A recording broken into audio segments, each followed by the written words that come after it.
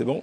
Bon, bonjour à tous. Bon, je crois que le pic de digestion est passé, là, donc c'est pas mal. Merci Karim de ne pas m'avoir mis à 14 heures. Écoutez, un grand merci à tous d'être là. Ça fait du bien de se retrouver physiquement. Donc moi, je suis Jean-Yves Kebayer, je suis dirigeant et fondateur de deux sociétés, donc Enovia et Crazylogue, avec mon épouse. Et donc j'en suis le gérant, le directeur commercial, le directeur technique, directeur de la R&D, le directeur. Non, enfin, on est une petite boîte, on est une PME, et donc je suis amené à faire beaucoup de choses, diverses et variées, et notamment, entre autres, à travailler sur le développement d'une solution qui s'appelle QuickBrain. Je vais présenter juste un petit peu la société avant.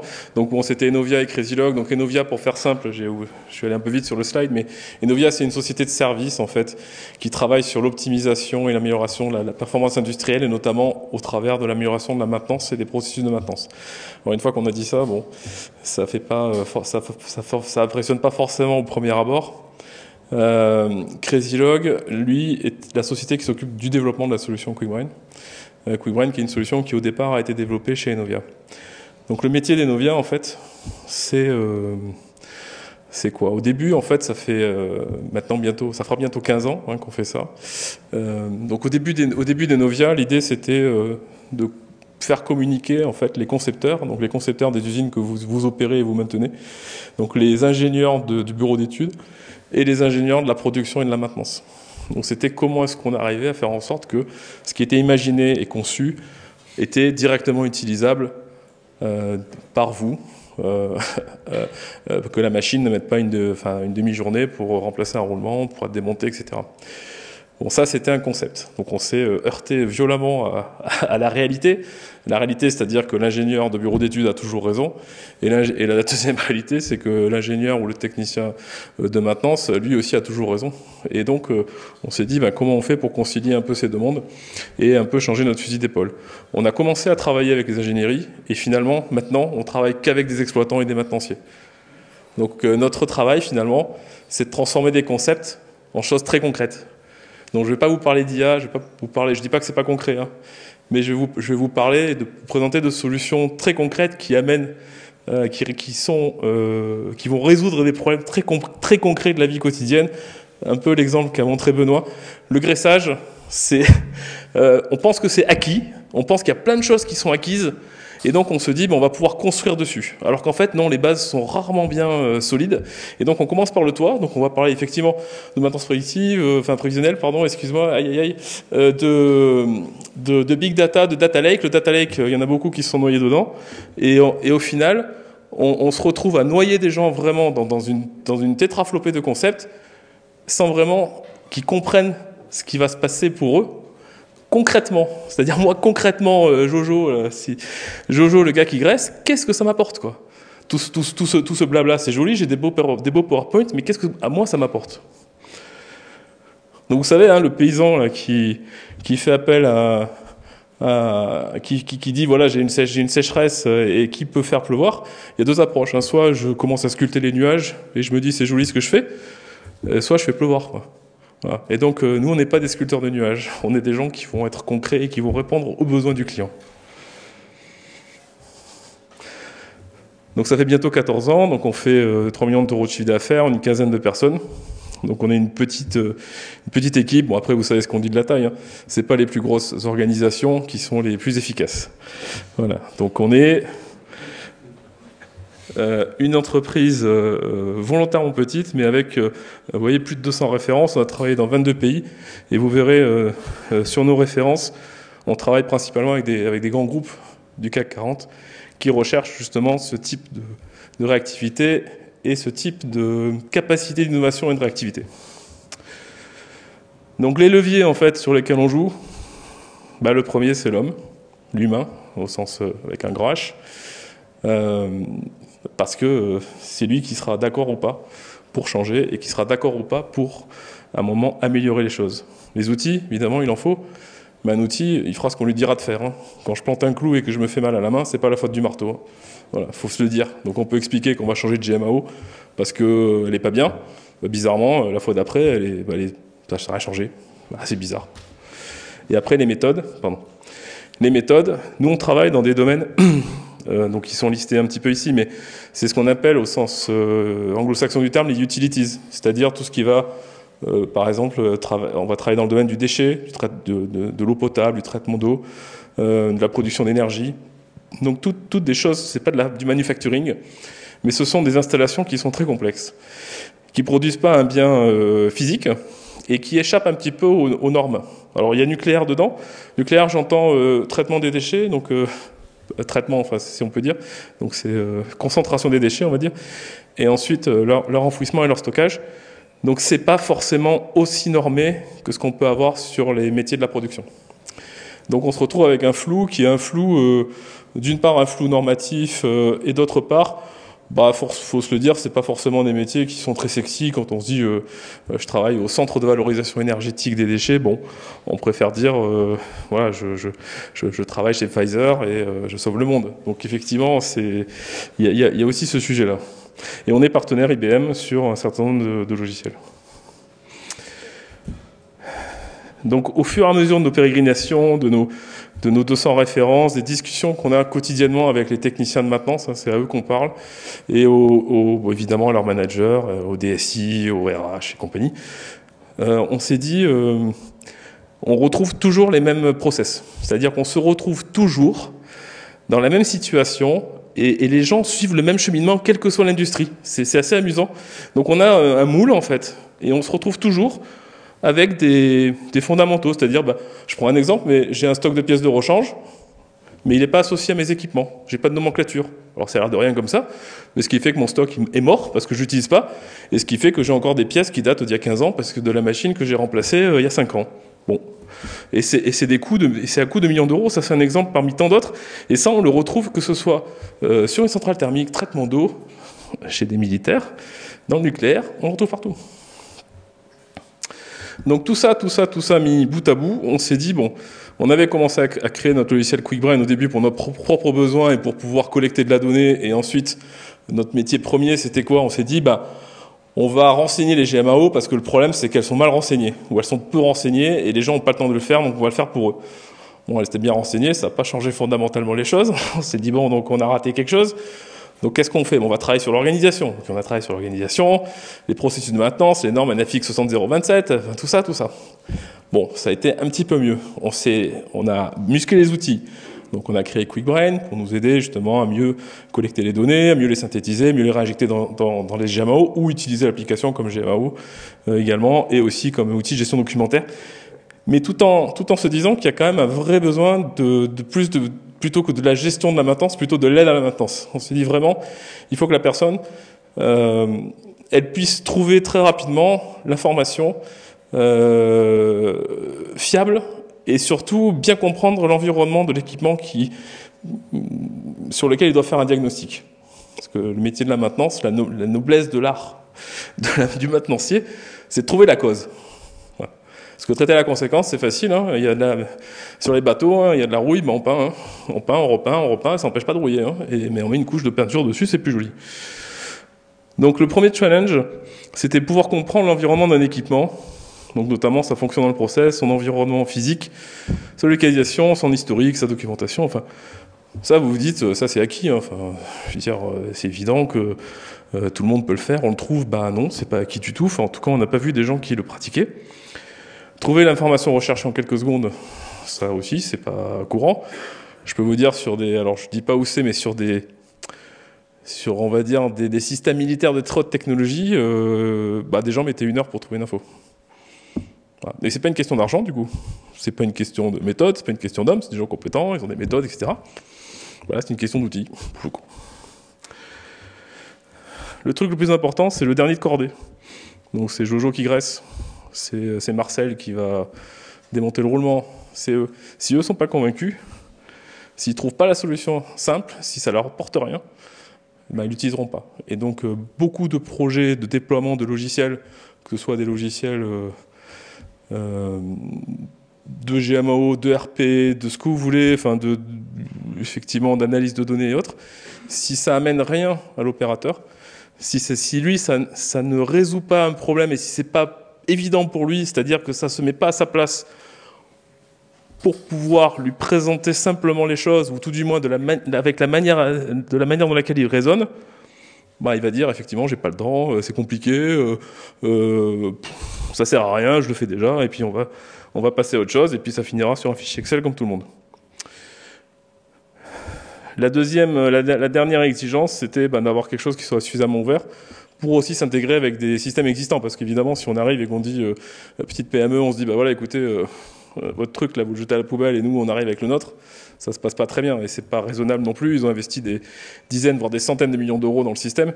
Ils vont pas forcément parce qu'on s'appelle Enovia nous dire bah oui allez-y, on remplace tout et puis ce sera beaucoup mieux. Non, ça doit être aussi à un moment en complément d'une solution existante si d'aventure elle satisfait les utilisateurs. Donc la solution, alors c'est pour ça on parle de JET, de GMAO, moi je sais pas trop comment qualifier le logiciel, vous allez le voir après, hein, je compte sur vous pour nous.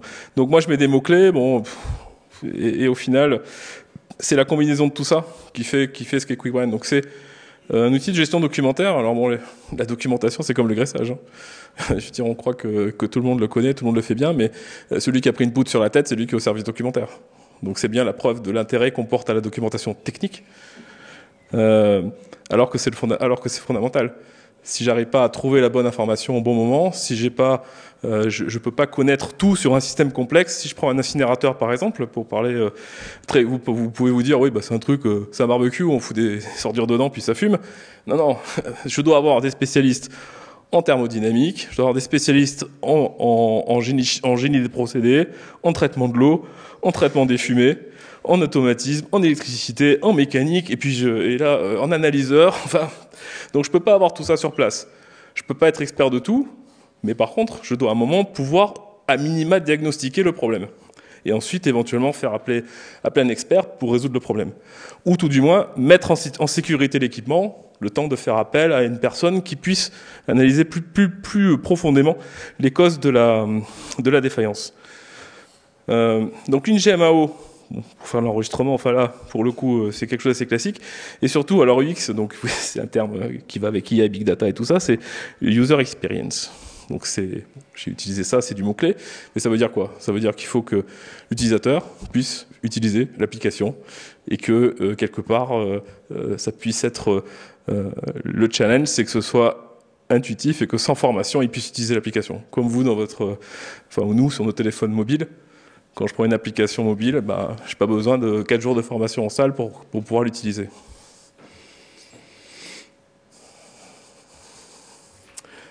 Bon, ça, je vous laisserai le lire parce que c'est plus une présentation commerciale, mais il fallait montrer que les clients achetaient beaucoup de choses quand même. Mais ceci étant dit, faut pas oublier que la richesse fonctionnelle crée la complexité. Donc à un moment, il faut faire des choix. On peut pas tout faire. Donc on fait ce qui sert. On fait ce qui apporte quelque chose. Et si à un moment, et moi quand on me pose la question, ah mais ça fait pas ça, ça fait pas le café, ah mais ça fait pas de l'intégration avec SAP, ça fait pas ça, je dis mais est-ce que vous en avez besoin? Enfin, expliquez-moi pourquoi. Et dans 90% des cas, ils me disent bah non, vous avez raison, on en a pas besoin, mais c'était pour parler. Voilà, je dis ok, bah, on va passer au sujet suivant.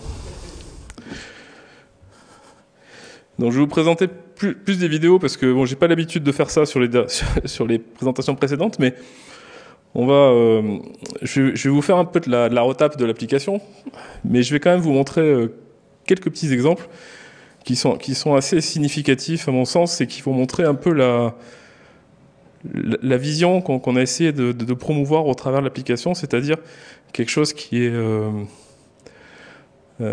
très didactique en fait, voilà, qui va permettre aussi d'apprendre. Parce que le problème qu'on a, c'est quoi? C'est que si vous mettez 4 heures pour trouver un document, il faut aller dans la salle d'archives, il faut demander à Jojo, qui est pas là, qui a le Covid, qui est absent, qui est en maladie, qui est RTT, qui est en récup, bah, à un moment, vous y allez plus, quoi. Et puis quand vous cherchez, vous trouvez pas. Au bout de 4 heures, vous trouvez pas, vous embêtez votre collègue, et à la fin, ça se finit que vous renoncez.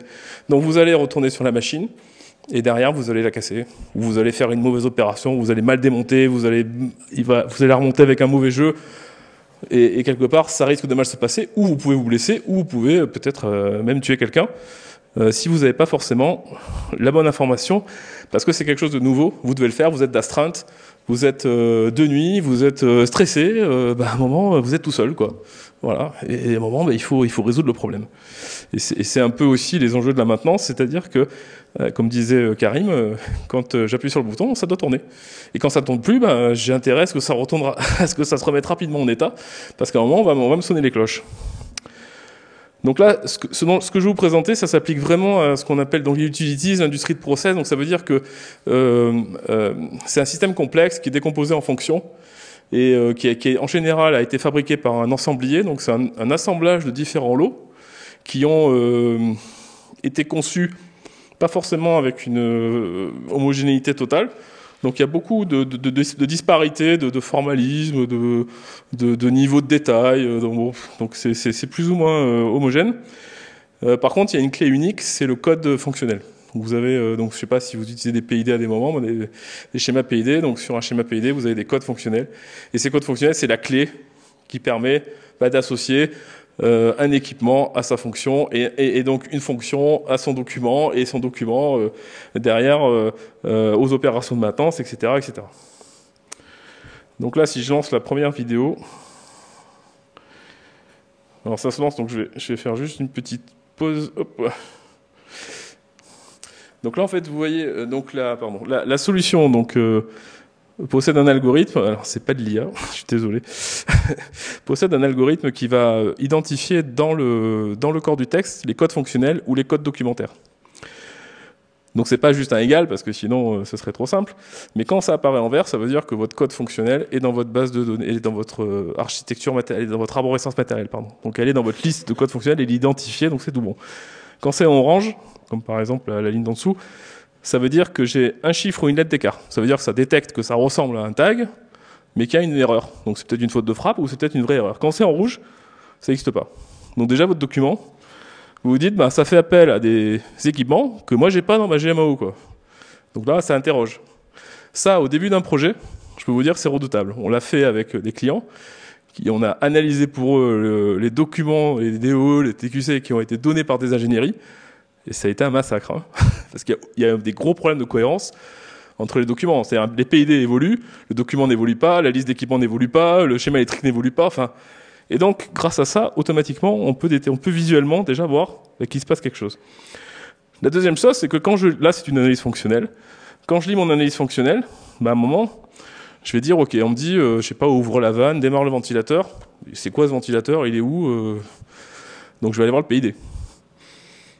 Donc le logiciel va me faire le lien automatiquement entre mon tag dans mon document PDF, c'est un PDF une couche texte est rajoutée, enfin une couche est rajoutée dessus avec les couleurs. Et quand je clique sur un tag vert, il me propose différentes liaisons que le logiciel aura trouvées. Donc la première liaison, c'est vers le PID, la deuxième liaison, c'est vers une vue 360, la troisième liaison, c'est vers un modèle 3D. Donc je vais laisser la vidéo progresser. C'est les différents types d'objets qu'on peut associer. C'est reparti du début, c'est pas très grave. Donc là, vous voyez, hop, ça vous envoie vers ce fameux moteur. Donc déjà, je le localise dans le process. Je peux aussi le localiser dans son environnement. Donc ça, c'est les vues 360. Alors c'est réalisé sans trucage, hein. Il y a le temps réel de chargement. Donc attention, c'est pas des exemples qui sont très cohérents, hein. C'est pas un moteur diesel dans le PID, mais en tout cas, ça vous permet de voir par des vues 360 où est localisé l'équipement. Alors la vue 360, c'est la 3D du pauvre. Mais par contre, c'est très facile à mettre en place. Et un technicien de maintenance, un rondier, n'importe qui, à partir du moment où il sait se servir d'un téléphone, peut faire des vues 360. Et j'encourage tout le monde à en faire. Et notamment, vous savez, dans les équipements qui sont condamnés, parce que vous avez votre usine qui tourne, je sais pas, 7 jours sur 7, 24 heures sur 24, et vous avez ce puisard, à un moment qui a été vidé, et vous faites une vue 360 dedans, vous avez cette gaine qui a été ouverte, cet échangeur qui a été ouvert, vous faites une vue 360, c'est un grand angle, donc vous pouvez avoir une très faible profondeur, donc il y a une très faible focale, et donc vous pouvez faire des photos dans des endroits très exigus, et vous avez une très bonne luminosité, donc vous avez des photos de très bonne qualité, même avec un appareil à 200 ou 300 euros. Donc tout ça, une fois que vous refermez et quand vous faites vos diagnostics, vous voyez ce qu'il y a dans la gaine. Vous voyez qu'il y a des sons de température qui dépassent. Vous voyez, et c'est beaucoup plus facile à lire que des plans. On parlait, je ne sais pas si on en a parlé, mais en tout cas, on va parler aussi de la compétence et de l'apprentissage. Il n'y a pas tous les techniciens qui sont sur site, ils sortent pas tous de l'IUT de Strasbourg. Il y en a qui savent pas lire des plans. Et il y en a même qui savent pas lire. Enfin, on l'a vu. Donc, on comprenait pas pourquoi ils n'arrivaient pas, mais ils savaient pas lire. Donc ça, c'est le monde réel, en fait. Donc là, on n'est pas obligé de savoir lire un plan. On voit vraiment où est positionné mon équipement. On l'a vu dans le process avec le PID. Donc on sait ce qu'il y a en amont, ce qu'il y a en aval. Et là, on le voit dans son environnement.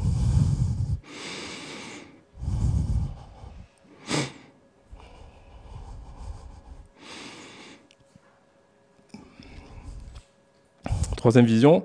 Alors là, je suis dans le BIM. Hein. Attention, quatrième mot-clé. Donc je peux associer une maquette 3D. Donc la particularité, c'est qu'une maquette 3D, alors si on peut en parler 2 minutes, mais c'est super, hein, les maquettes 3D. Mais par contre, la difficulté, c'est que c'est fait pour construire l'usine. Donc si elle n'est pas bien découpée, donc c'est là où viennent les standards BIM et où on les découpe a priori pour faciliter l'exploitation. Mais elle est pas découpée pour être utilisée en exploit. Donc le travail de conversion, pourquoi est-ce qu'on utilise peu les modèles 3D? Ça fait 20 ans, 25 ans, 30 ans, 40 ans que les gens conçoivent en CAO des usines en 3D, hein, c'est pas nouveau. Par contre, nous on voit le gros obstacle, c'est qu'il y a un travail colossal pour pouvoir découper tous les éléments et pour pouvoir proprement les associer au fameux code fonctionnel. Sinon, on n'a aucun intérêt à utiliser une maquette. Si ce n'est d'avoir une vision d'ensemble, de pouvoir prendre des cotes. Et là, si on fait ce découpage propre, on peut aussi localiser très précisément une vanne ou sortir toute la ligne de tuyauterie, par exemple, de la vanne. Donc on a toute la ligne, on sait d'où ça part, où est-ce que ça va. Et là, on n'est plus sur une vision process PID où on a juste des triangles et des carrés. On a vraiment le vrai circuit et sa position dans l'espace. Donc ça, c'est très intéressant. Et c'est les fondamentaux du BIM. Et sur du BIM, j'ai vu beaucoup de BIM conception. J'ai vu très peu de BIM exploitation. Donc ça, c'est du BIM exploitation. Ouais. Et je pense que je suis pas sûr qu'on soit très nombreux à vraiment proposer quelque chose qui soit utilisable et compatible avec l'usage que peut faire un technicien de maintenance. Je vais vous passer, l'exemple BIM, je vous le passe parce qu'il est pas très, c'est juste que ça montre un bâtiment en 3D. On a la possibilité aussi de faire des hotspots. Alors c'est un truc qui existe depuis 50 ans là, pour faire des visites virtuelles de musées. Mais par contre, là, on peut faire des hotspots directement sur des plans d'ensemble. Donc n'importe quoi, même une image, hein, vous pouvez prendre ce que vous voulez. Et donc vous pouvez associer à ces hotspots des vues 360.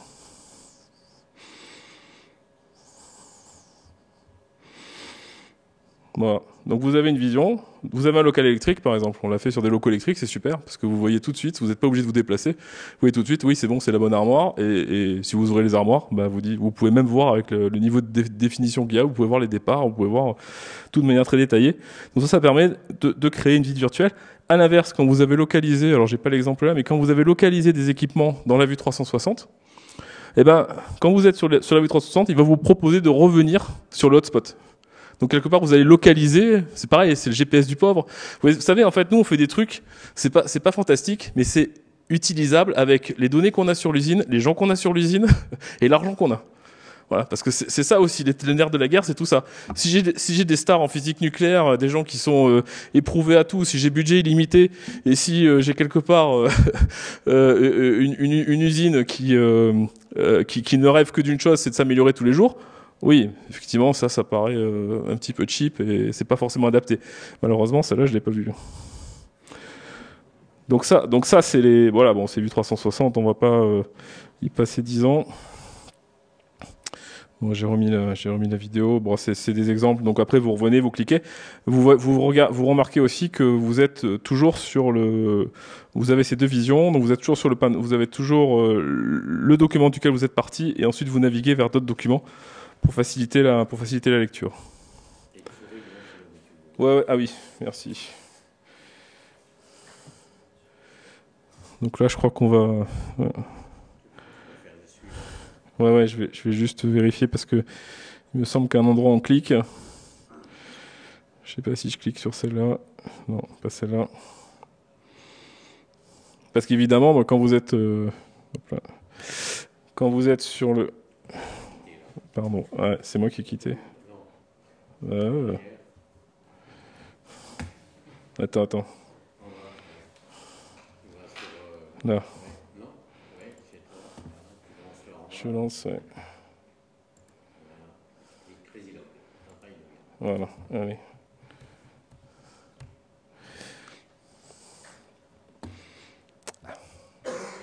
Donc ça, c'est un cas concret, enfin c'est une mise en situation qu'on a fait avec la marine. Il y a un peu de son. Là. PC sécurité à Randier Sécu. Randier Sécu pour PC Sécurité, j'écoute. Suite au départ incendie, un défaut est constaté sur la sonde de température de régulation du chauffage MJ170300. Veuillez inspecter les installations. Reçu, je vérifie. Grâce à QuickBrain, l'officier de garde localise avec sa tablette le compartiment dans lequel se trouve la sonde de température. Avec le support de vue à 360 degrés, il visualise l'ensemble du compartiment. Les marqueurs lui permettent d'identifier chaque composant et de localiser la sonde à partir de son numéro de nomenclature. QuickBrain effectue un zoom sur l'élément sélectionné.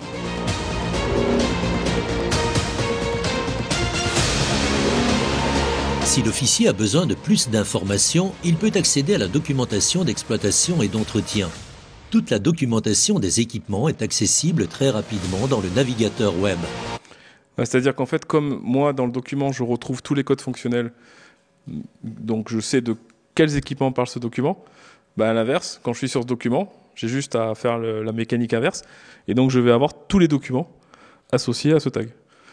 Donc si j'ai des tags dans mes documents et une couche texte, tout le classement va se faire automatiquement. Si je rédige mes modes opératoires, mes gammes, mes procédures, mes instructions comme ça, et je vais vous montrer les outils de rédaction qu'on a, vous aurez automatiquement ce classement, vous n'avez rien à faire. Et quand vous serez sur ce point-là, ou quand vous serez sur le PID, vous double-cliquez, ou quand vous êtes dans la liste fonctionnelle, vous double-cliquez sur le code du moteur, de l'équipement, de l'instrument, et vous arrivez directement sur toute la documentation disponible. Donc ça a été fait avec des documents vraiment du bateau, et qui sont des documents scannés.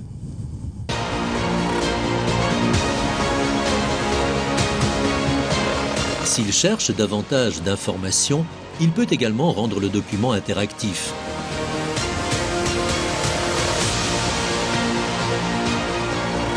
Avec l'activation d'Autoleak, il peut accéder au schéma d'ensemble et visualiser la sonde à partir de la balise dans le document PDF. Voilà, donc là, je suis en liste, j'arrive sur le schéma, si je double-clique, je peux arriver je peux retourner. Aucune anomalie n'ayant été détectée, il semblerait que la sonde soit défectueuse. L'équipe de maintenance va intervenir pour procéder à son remplacement.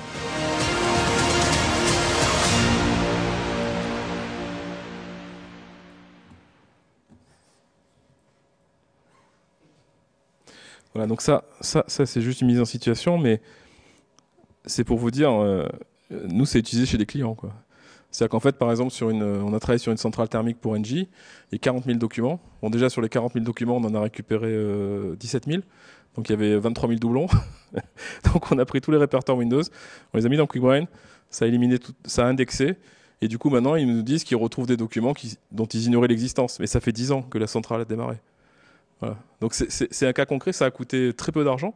Après, on peut aller beaucoup plus loin, on peut faire évidemment de l'association manuelle, parce qu'il n'y a pas tous les documents qui sont proprement, qui contiennent des codes, équipements, etc. Mais déjà, avec assez peu d'efforts, vous passez d'une usine 1.0 à une usine 2.0.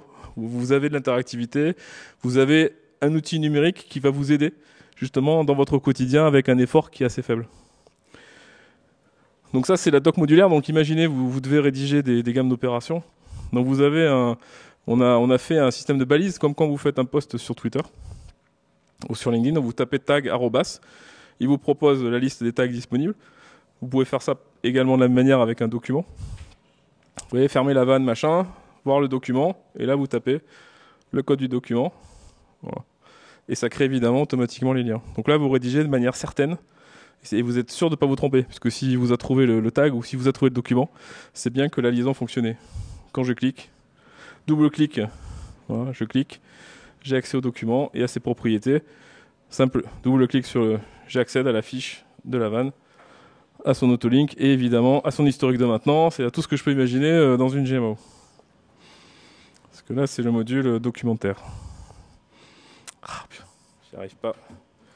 L'escape, j'ai trop l'habitude de l'utiliser pour d'autres choses. Voilà. Merci.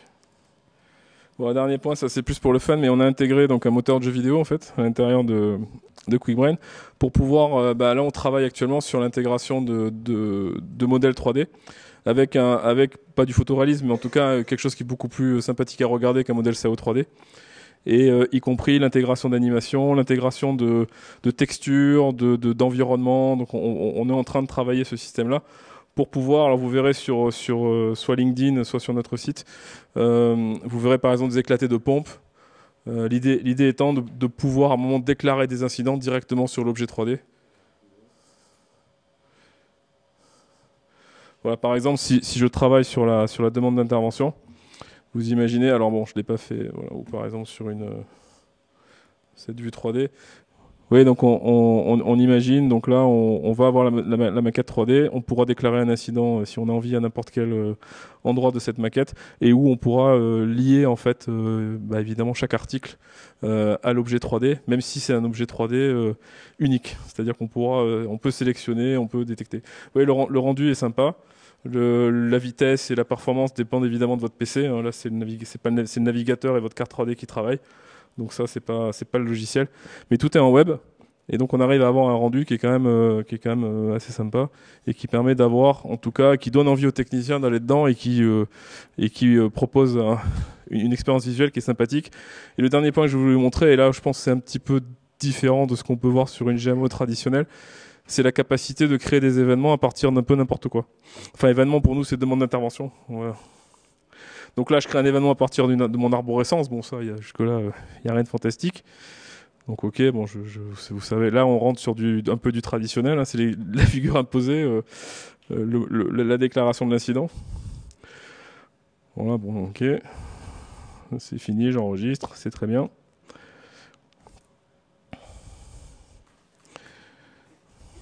J'ai mon événement qui est associé à mon équipement, c'est super. Voilà. Et je peux retourner sur la description, etc. Alors évidemment, dans la description, je vais pouvoir aussi mettre mes balises. Donc je vais pouvoir faire appel à des... Voilà. Mais je peux aussi déclarer un problème à partir directement de ma vue 360. Donc ça, c'est très très visuel. Donc je suis pas obligé de me déplacer dans une grande arborescence où j'y comprends rien. Parce que retour du terrain, oui, nous, on a simplifié l'arborescence GMO. Ouais, c'est-à-dire que j'ai 200 équipements sur 5000. Bon, c'est une vision de simplification. Ça, c'est simplifier la GMO. C'est-à-dire, simplifier, c'est pas enlever de l'information et c'est pas enlever finalement de l'efficacité aussi, à terme. Donc toujours pareil, bon, je double-clique, j'accède à la doc. Bon, voilà, donc là, je suis... voilà, j'ai mes événements, Autolink, j'ai mes documents. Donc là, je peux revenir en arrière, évidemment. Donc ça, c'est de l'interactivité de la navigation. Et pareil, quand je suis sur mon PID, mais ça pourrait être une vue de DCS, par exemple. Ça pourrait être une vue de supervision, une vue d'automate, ça pourrait être n'importe quoi. Donc l'idée, et ça pourrait même, et c'est même également possible dans le PDF directement. Donc je lis ma procédure et hop, tac, je décide de faire l'événement directement, demande d'intervention, ou alors mon OT. Donc ça c'est les bases et les fondamentaux de ce QuickBrain. Après, c'est des modules plus traditionnels qui vont pas avoir forcément de facteurs différenciants par rapport à une GMO traditionnelle. Mais par contre, c'est le retour qu'on a des exploitants, c'est que c'est simple et c'est rapide. Parce que la rapidité, c'est un critère qui est très très important. Quand on a des gros systèmes de RP et que derrière ça commence à pédaler pendant 2 minutes chaque fois que je lance une requête, on comprend bien que le technicien, à juste titre, pourra dire je passe trop de temps à renseigner ça, même si ça lui en fait gagner derrière, mais il verra plutôt le temps qu'il perd plutôt que celui qui gagne dans ce cas-là. La simplicité, c'est-à-dire que on faisait des formations en salle il y a encore quelques années. Maintenant, on fait des formations à côté de l'opérateur. On s'assoit avec lui une demi-heure, 1 heure, et on fait dans l'heure ce qu'il doit faire. Et c'est fini. Et c'est beaucoup plus efficace et derrière, ça lui donne envie, ça lui donne les quelques bases, et ensuite il continue. Il y a évidemment une certification pour les administrateurs. Enfin, il y a toute une série de formations, on va dire, établies et qui donnent un certain niveau. Mais l'utilisateur lambda, le chef de car, le technicien de maintenance, voilà, lui, en 1 heure de temps, il sait s'en servir, il sait naviguer, il est à l'aise pour trouver de l'information. Et on a eu un client qui a fait venir son directeur technique, qui l'a fait débarquer le lendemain. Il a dit, il faut que tu vois ça, quoi. Donc on a des retours comme ça qu'on n'avait pas forcément avec d'autres outils. Et on continue dans cette voie, mais toujours en essayant de faire quelque chose de simple, quelque chose d'intuitif, quelque chose de visuel, que ce soit joli, enfin on essaie en tout cas que ce soit le moins moche possible, que ça soit professionnel, et surtout que ça parle à l'exploitant, que ça parle au technicien, et que ça rende sa vie plus facile.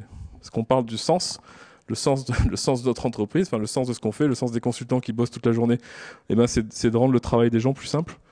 Et c'est aussi d'augmenter leur sécurité dans le travail. Parce que quand ils vont aller chercher et trouver facilement de la documentation, ça va réduire les risques, ça va les faire progresser techniquement, ils vont se former, ils vont apprendre, ils vont faire moins d'erreurs, et ça va leur redonner l'envie d'apprendre, de progresser et de s'auto-former. Parce que l'auto-formation, c'est un peu la marque de fabrique aussi des nouvelles générations. Donc si on leur donne pas des outils qui leur permettent de s'auto-former et de trouver facilement de l'information aussi vite que sur Google ou tout du moins sans avoir la prétention de l'égaler, mais avec des logiques qui sont similaires, bah, on va pas aller très loin. Ils vont pas aller dans la salle d'archives, prendre la microfiche et l'imprimer pour sortir le plan. Bon, je vous passe les différents. Voilà, quelques mots sur nos références.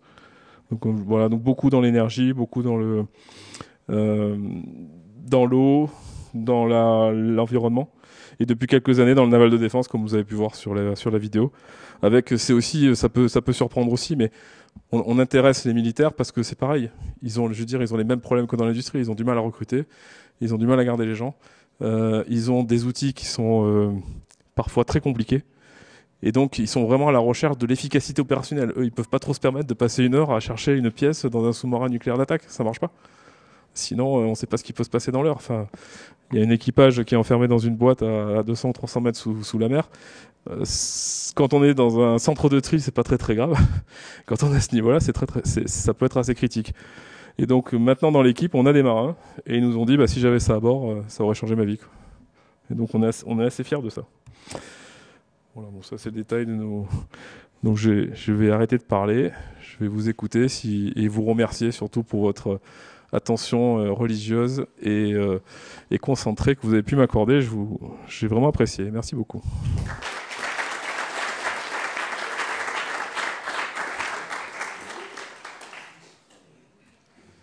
Merci Jean-Yves, donc comme toujours, du terrain et et de l'expérience. Des questions ? Oui. Je ne sais pas si j'ai tout bien suivi. Donc vous proposez l'outil. Déjà, ça j'ai compris.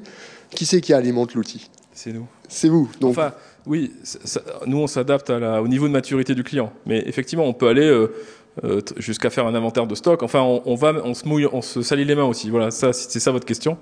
Oui, un peu pour savoir. Ouais. Parce que bon, derrière, l'outil, une fois qu'il est au point, Ah oui, c'est super. C'est super, mais je pense qu'il y a un gros travail à faire pour mettre cet outil au point. Il y avait un gros travail sur la première version parce que ça nécessitait effectivement une certaine préparation de données. Avec celle-là, on a un résultat assez rapidement. Et c'est pour ça qu'on l'a fait.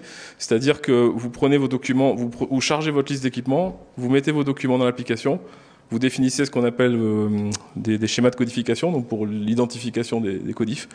Et après, vous avez déjà un premier résultat. Là, on travaille avec une usine, on a scanné leurs classeurs et on les met dedans et on a transformé leur PID en interactif et ça s'arrête là. Mais déjà, ils passent un cap. Ils sont dans la stratosphère déjà par rapport à ce qu'ils font d'habitude. Ça dépend d'où on part en fait, c'est toujours pareil. Il faut s'adapter au client. Il ne faut pas vouloir aller sur la Lune quand déjà on a du mal à marcher par terre. Et par la suite, c'est le client après qui va faire évoluer ces données. À notre intérêt, c'est qu'ils prennent la main complètement. C'est pas qu'ils nous appellent tout le temps, ça veut dire qu'on aura raté quelque chose. Non, il faut qu'il ait envie, lui, et que ce soit simple, et qu'il ait envie, lui, de l'alimenter, de le faire vivre. Oui. Ce qui n'était pas forcément le cas sur les solutions qu'on utilisait, et ce qui n'est pas forcément le cas dans les solutions qu'on voit. En tout cas, voilà. Mais on essaie en tout cas d'aller vers ça. Plus tôt on part, mieux c'est pour nous. Hein. Et si le client l'utilise, c'est l'objectif. Sinon, c'est un peu frustrant. Et ça demande quoi comme support pour...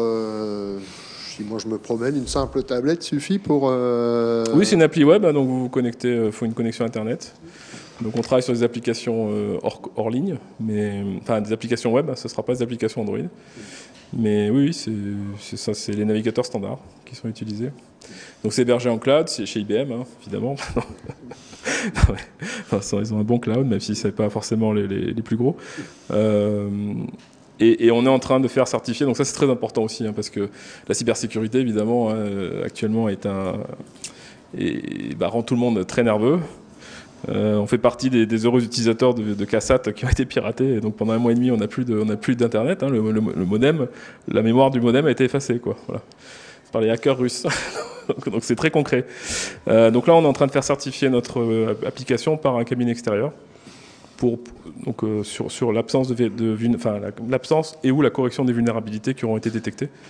Donc on s'est lancé dans cette démarche et des certifications ISO 27001 aussi pour répondre à ce besoin. Je ne vais pas monopoliser la parole, mais juste une dernière question. Comment ça se passe quand on est à 300 mètres sous l'eau, dans un sous-marin? Comment ça fonctionne?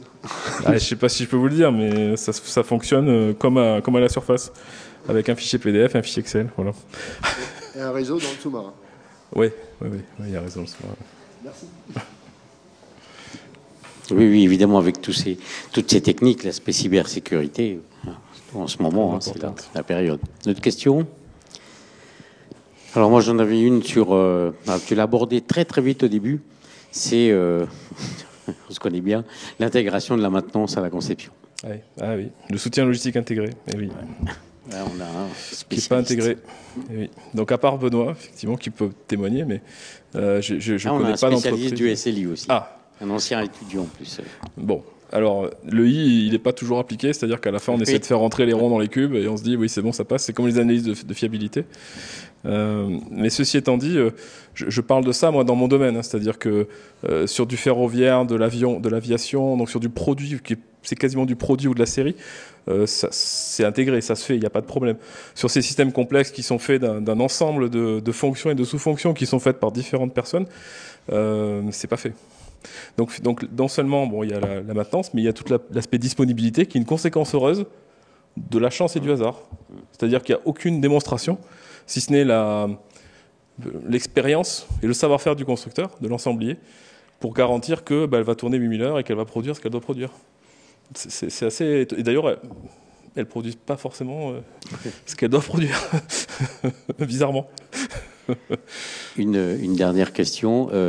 Comment se fait l'intégration par rapport à une solution GMAO existante, autre que... Oui, effectivement, tu as raison, merci de... en fait, associé à chaque objet QuickBrain, vous avez un lien. Il y a une URL, en fait, qui peut appeler toutes les... Alors, ce n'est pas des API, c'est un lien. Un lien, évidemment, il faut être connecté avec une clé. Donc, il y a un lien qui permet d'appeler toutes les fonctions. C'est-à-dire, si je suis dans ma GMAO, je crée un bouton qui peut me générer dynamiquement une URL, et qui me met par exemple le code de mon équipement, je peux accéder à toute la doc de l'équipement déjà. Et ça, c'est une intégration qui vaut 0. Donc on essaye de faire des intégrations qui ne nécessitent pas des projets informatiques avec 10 consultants et qui coûtent 3 millions d'euros. Donc ça, c'est le niveau 0 de l'intégration, mais qui suffit dans 98% des cas. Et tu as déjà de l'expérience de oui, Maximo, un fort. Oui, non, mais Maximo, il est à non, part. Mais un fort EM aussi. Oui, voilà. Fort. Bien, s'il n'y a pas d'autres questions, écoute, merci Jean-Yves. Merci à vous, merci Karim surtout.